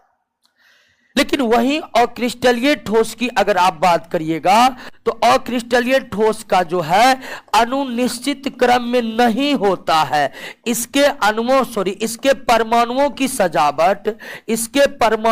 सजावट व्यवस्थित नहीं होती है। इसके परमाणुओं की सजावट व्यवस्थित नहीं होती है। इसके परमाणुओं या इसके सूक्ष्म कणों की व्यवस्था व्यवस्थित नहीं होती है। उसकी कोई ज्यामितीय आकृति नहीं होती है। क्लियर है बात, समझ गए? जो क्रिस्टलीय ठोस होते हैं उनके सूक्ष्म कण की बनावट व्यवस्था बिल्कुल व्यवस्थित होती है और एक ज्यामितीय संरचना के समान होती है या किसी न किसी ज्यामितीय संरचना के समान होती है। इसके विपरीत अक्रिस्टलीय ठोस के परमाणुओं की व्यवस्था या सूक्ष्म कणों की व्यवस्था व्यवस्थित नहीं होती है। इनके परमाणु जीग जैग तरीके से व्यवस्थित रहते हैं, कोई निश्चित आकृति नहीं होती है इसके परमाणुओं की। क्लियर हो गया? अगले अंतर यह है कि आप पढ़े थे कि ठोस कठोर एवं दृढ़ होते हैं, पढ़े थे ना? तो वास्तव में कौन ठोस कठोर और दृढ़ होते हैं? क्रिस्टलीय। और क्रिस्टलीय ठोस कठोर और दृढ़ नहीं होते। कौन से देखे हैं? लगेगा कि ठोस है और कस के मार दीजिए एक लात, बार बार आ जाएगा, चकनाचूर हो जाएगा। कहां गया दृढ़ता? है ही नहीं दृढ़ता। वो ठोस वास्तविक नहीं है, मतलब क्रिस्टलीय नहीं है। कौन एक प्रकार का क्या है? अक्रिस्टलीय। तो जो कठोरता और दृढ़ता की हम बात किए थे ठोस पदार्थ में, वो और कठोरता और दृढ़ता वाले जो ठोस है वो क्रिस्टलीय ठोस है। अक्रिस्टलीय ठोस कठोर हो सकते हैं लेकिन उसमें दृढ़ता नहीं पाई जाती है, रिजिडिटी नहीं पाई जाती। अक्रिस्टलीय ठोस का ही मेल्टिंग पॉइंट, बॉइलिंग पॉइंट बहुत ज्यादा होता है। क्रिस्टलीय ठोस का जो द्रवनांक या क्वथनांक होता है बहुत ज्यादा होता है, जबकि अक्रिस्टलीय ठोस का बहुत कम होता है, द्रव से भी कम होता है। रबर देखे है ना, ठोस ही है ना। आप गर्म करिए, दूध से पहले पिघल जाएगा। वो रबर ठोस है लेकिन वास्तविक ठोस नहीं है, वो अक्रिस्टलीय ठोस है, वो बेरबेदार ठोस है। तो क्लियर हो गया क्रिस्टलीय और क्रिस्टलीय में अंतर आप समझ रहे ना?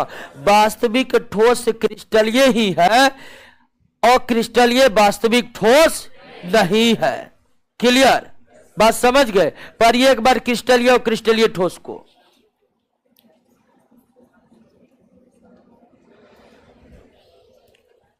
पानी देखे।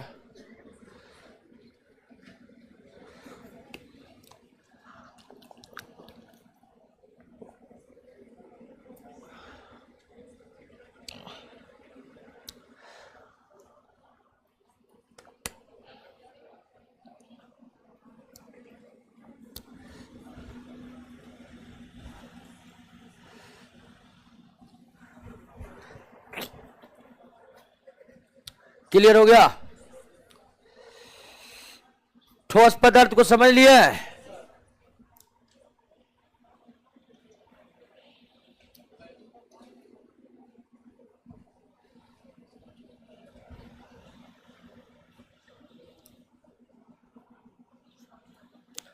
अब ध्यान दीजिए थोड़ा कि ये जो ठोसों का वर्गीकरण है क्रिस्टलीय और एमोर्फस में, यह वर्गीकरण उच्च कोटि का वर्गीकरण है। ठीक है ना? यानी कि क्रिस्टलीय और एमोर्फस सॉलिड यानी ठोसों का वर्गीकरण क्रिस्टलीय और क्रिस्टलीय में जो होता है ये क्लासिफिकेशन बड़ी हाई लेवल क्लासिफिकेशन है। साइंस से आप +2 किए होंगे तो निश्चित तौर पर इसकी जानकारी पहली बार 12th में दी गई है। क्रिस्टलीय और एमोर्फस की जानकारी 12th में दी गई है। तो क्रिस्टलीय और क्रिस्टलीय को जो हम बताएं आपको एकदम संक्षिप्त तरीके से बताए हैं, लेकिन यह वर्गीकरण एक बृहद स्तर का वर्गीकरण है। बाकायदा 12th का केमिस्ट्री का पूरा एक चैप्टर सिर्फ इसी को समर्पित है। तो हम उतना में नहीं जाएंगे क्योंकि जरूरत नहीं है।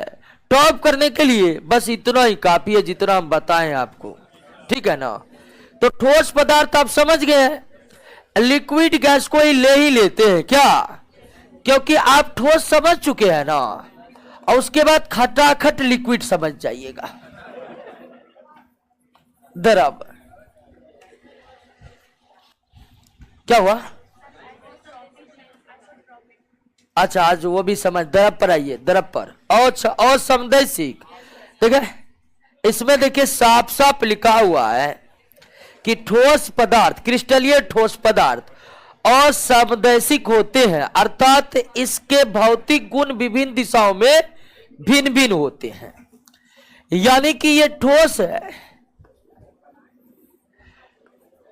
इनके परमाणु जो है, ठीक है, कोई भी ठोस के जो नमूने होते हैं ना, वास्तविकता यह है कि सबके परमाणु एक जैसे नहीं होते। वातावरण में या प्रकृति में जो कार्बन भी है ना, उसमें 2 नमूने हैं, कार्बन 12 कार्बन 14 का। तो वास्तविकता यह है कि एक ही पदार्थ को जो हम देखते हैं उनके परमाणुओं में कुछ ना कुछ भिन्नता होती है, जबकि जॉन डाल्टन का कहना था कि एक पदार्थ का परमाणु बिल्कुल समान होगा। आगे चलकर देखा गया पदार्थ एक ही है, परमाणु अलग अलग है। तो अगर हम इस दिशा ठोस के इस स्वरूप को देखें तो इधर भी एक दिशा बनती है, इधर भी एक दिशा बनती है, इधर भी एक दिशा बनती है, इधर भी एक दिशा बनती है। 4 डायमेंशनल अगर बात करें, 3 डायमेंशनल बात करें, तो इधर के अणु के भौतिक गुण कुछ मैच नहीं करेगा इधर से। इधर के अणु की भौतिक गुण, अणु की परमाणु यूज करते हैं हम, ठीक है, क्योंकि परमाणु के बारे में अभी हम पढ़े हैं। तो इधर के परमाणु, इधर के परमाणु, इधर के परमाणु के भौतिक गुणों में कुछ भिन्नता होती है, लेकिन सब परमाणुओं का औसत भौतिक गुण ही हमें क्या होता है, नजर आता है। बात को समझ रहे हैं ना। लोहा का द्रव्यमान 1535 डिग्री सेल्सियस है, मेल्टिंग पॉइंट लोहा का। लोहा को 1535 गर्म करिएगा तो यह पिघलेगा। तो ये लोहा के सारे परमाणुओं का औसत एवरेज मेल्टिंग पॉइंट है। हो सकता है किसी परमाणु, यानी लोहा के एक पूरे नमूने में किसी तरफ के परमाणु का मेल्टिंग पॉइंट अधिक हो जाए, 1535 से ज्यादा हो जाए, किधर का कम भी हो जाए। तो जो क्रिस्टलीय ठोस है, जो वास्तविक ठोस है, वो और समदैशिक होते हैं। विभिन्न दिशाओं के परमाणुओं के ग्रुप का भौतिक गुण भिन्न भिन्न हो सकता है। क्लियर है, बात समझ गए हैं। इसका उल्टा है वो क्रिस्टलीय। क्लियर हो गया। अब आइए दोस्तों सीधे लिक्विड को भी क्लियर कर लेते हैं, गैस को भी क्लियर कर लेते हैं, ठीक है। लिक्विड अब आपको समझने में कोई दिक्कत नहीं होगी। जैसे हम कहेंगे कि संपीड़ितता का जिक्र करेंगे, विसरण का जिक्र करेंगे, तो अब तो ये जिक्र करना होगा नहीं कि ये क्या है, अब तुरंत समझ जाइएगा। इसलिए आपको बोल रहे हैं कि द्रव जो है उसकी विशेषताओं को समझने में आपको ज्यादा लेट नहीं लगेगा। हवाएं चल रही है नहीं,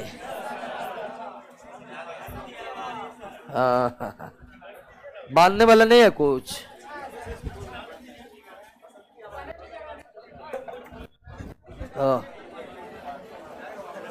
पतंग उड़ाने का सीजन है, किनका है? ओ तब हमरे होगा।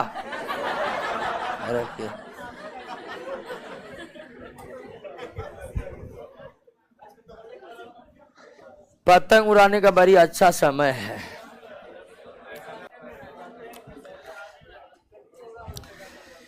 लिक्विड यानी कि द्रव, सबसे पहले आप समझ लीजिए कि द्रव ठोसों की तुलना में इस रूप में भिन्न है कि लिक्विड के सूक्ष्मतम कणों के बीच अर्थात परमाणुओं के बीच अंतराण्विक स्थान ठोस से ज्यादा होता है और इनके कणों के बीच अंतराण्विक बल ठोस से कम होता है। क्लियर हुआ? द्रव पदार्थ के परमाणुओं के बीच अंतराण्विक स्थान ठोस से ज्यादा होता है और द्रव पदार्थ के परमाणुओं के बीच अंतराण्विक बल ठोस से कम होते हैं। ये सबसे बड़ी विशेषता या अंतर आप कह सकते हैं ठोस और द्रव में। अब द्रव में, लिक्विड में जो भी विशेषताएं होंगे वह इसी के अनुरूप होंगे। यानी कि अगर द्रव की बात करिएगा कि द्रव का जो आकार अनिश्चित होते हैं, आकार अनिश्चित होते हैं, लेकिन आयतन निश्चित होते हैं, कांस्टेंट होते हैं।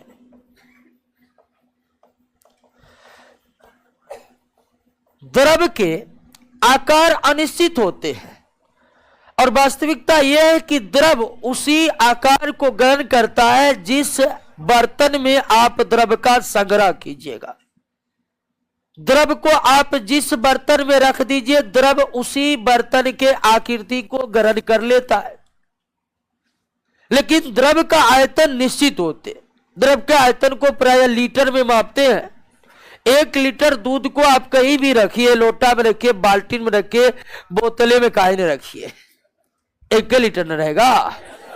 तो आयतन परिवर्तित नहीं होते द्रव के, लेकिन आकार द्रव का वही होता है जिस बर्तन में द्रव को रखा जाता है। तो द्रव के आकार अनिश्चित होते हैं, आयतन निश्चित होते। ऐसा क्यों होता है? ऐसा इसलिए होता है कि द्रव के कणों के बीच अंतराण्विक बल ठोसों से कम है, इसलिए इसका आकार निश्चित नहीं होते हैं। लेकिन द्रव के अणुओं के बीच अंतराण्विक बल इतना भी कम नहीं है कि उसका आयतन भी अनिश्चित हो जाए। यानी अंतराण्विक बल इतना नहीं है कि आकार कांस्टेंट बनाए रखे, लेकिन इतना है कि आयतन कांस्टेंट बनाए रखे। क्लियर हो गया? बात समझ गए? अब द्रव में ना तो कठोरता है ना ही दृढ़ता है। द्रव ना तो ठोस की तरह कठोर होते ना दृढ़ होते।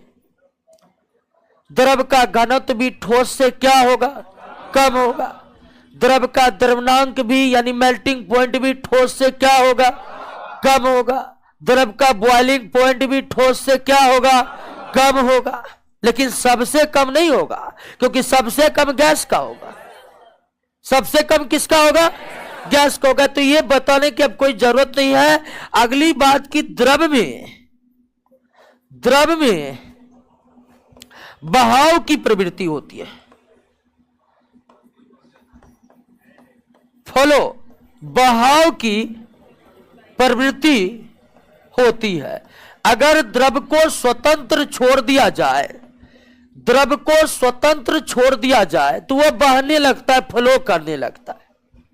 और ऐसे पदार्थ जिसमें फ्लो करने की प्रवृत्ति पाया जाता हो उसे फ्लूइड कहते हैं। हिंदी में उसे क्या कहते हैं? तरल कहते हैं। यानी कि द्रव एक तरल पदार्थ है और द्रव के तरह गैस भी तरल पदार्थ है।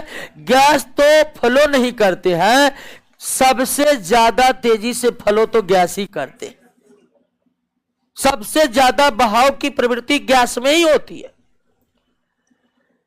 और ऐसे पदार्थ जिसमें बहाव की प्रवृत्ति होती है उसे हम क्या कहते हैं? उसे तरल कहते हैं, उसे फ्लूइड कहते हैं। तो गैस भी तरल पदार्थ है और फ्लूइड भी क्या है?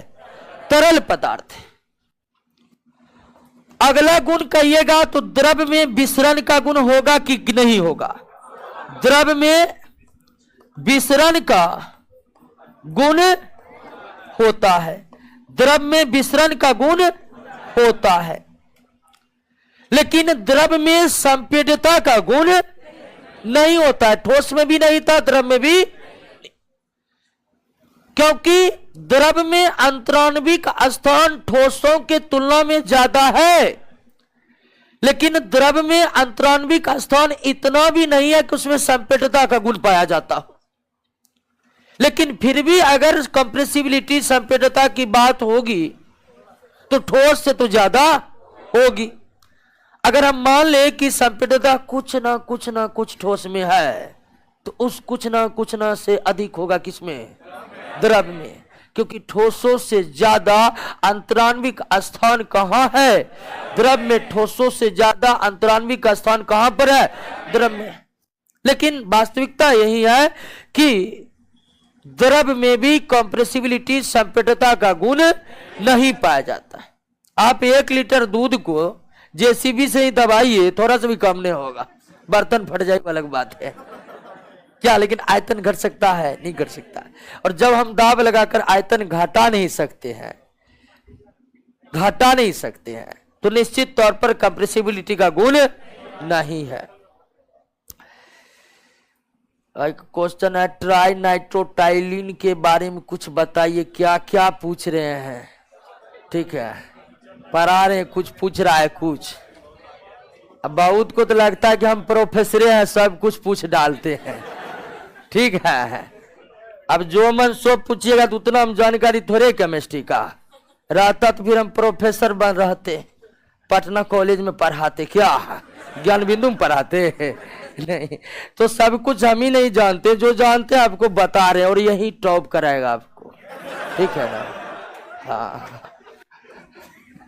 द्रव में विसरण का गुण पाया जाता है, कंप्रेसिबिलिटी का गुण नहीं पाया, और द्रव में वाष्पन का गुण पाया जाता है। अब द्रव के विशेषताओं को पढ़िए। ठोस के विशेषताओं का जिक्र इतना डीप में जाकर किया है कि आपको बताए थे कि द्रव अपने आप समझिएगा। पढ़िए विशेषताओं को।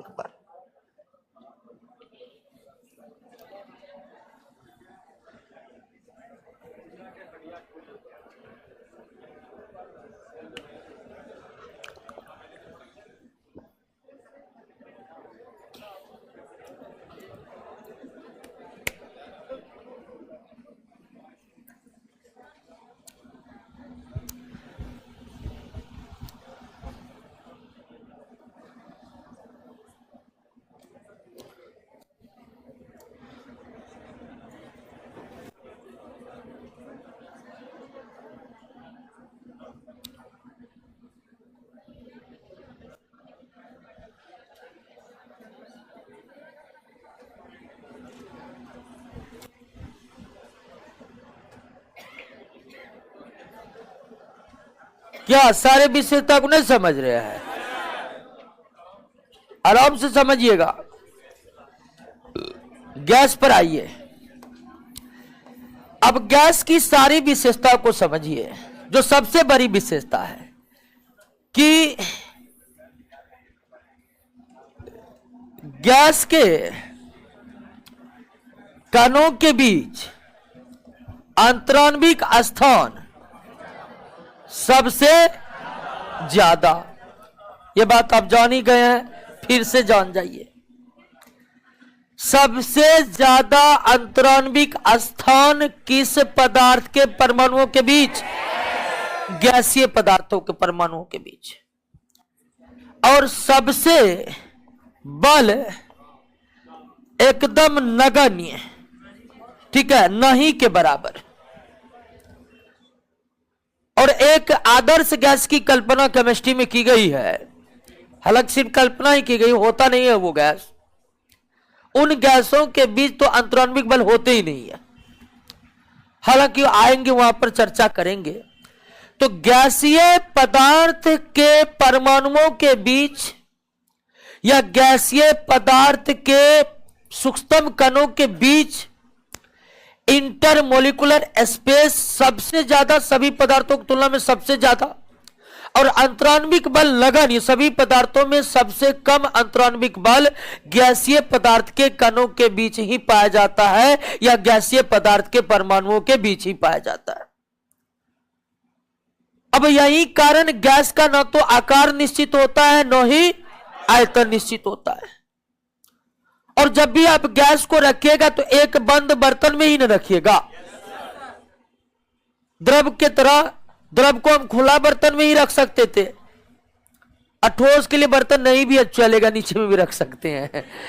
तो गैस को अगर हमें रखना है, स्टोर करना है, तो वो केवल बंद बर्तन में स्टोर किए जाते हैं। और जिस बंद बर्तन में गैस को स्टोर किए हैं वही बंद बर्तन का आयतन किसका आयतन का? गैस का। यानी गैस की छोटी से छोटी मात्रा बड़े से बड़े आकार वाली बर्तन की पूरी आयतन को भरने में सक्षम है, क्योंकि इनके कणों के बीच अंतराण्विक बल नगण्य है, इसलिए इनके कण एक दूसरे को छोड़कर अनंत दूरी तक यात्रा कर सकते हैं। तो गैसों का न तो आकार निश्चित होते हैं न ही आयतन निश्चित होते हैं। गैस का आयतन निश्चित नहीं होते हैं तो फिर इसका आयतन हम निकालते कैसे हैं? क्योंकि हम यह भी बात जानते हैं कि पदार्थ में आयतन होता है, पदार्थ में आयतन होता है, लेकिन इसके आयतन निश्चित नहीं होते हैं। तो फिर कैसे मानेंगे कि इसका आयतन क्या? तो गैसों का आयतन उस बंद बर्तन के आयतन के बराबर होता है जिस बर्तन में गैस रखा हुआ है। गैस में बहाव की प्रवृत्ति है, यानी कि यह भी द्रव के तरह तरल है। गैसों में संपीड़ितता का गुण पाया जाता है, और वास्तविकता यह है कि संपीड़ितता का गुण इसी पदार्थ में पाए जाते हैं, इसी गैसीय पदार्थ में पाए जाते हैं। विसरण का गुण कूट कूट कर इसमें भरा हुआ है, सबसे ज्यादा विसरण का गुण इसी में है, सबसे ज्यादा संपीड़ितता का गुण इसी में है।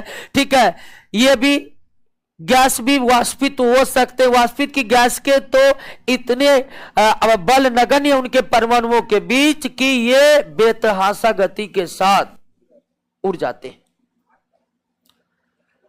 क्लियर हो गया? बात समझ गए?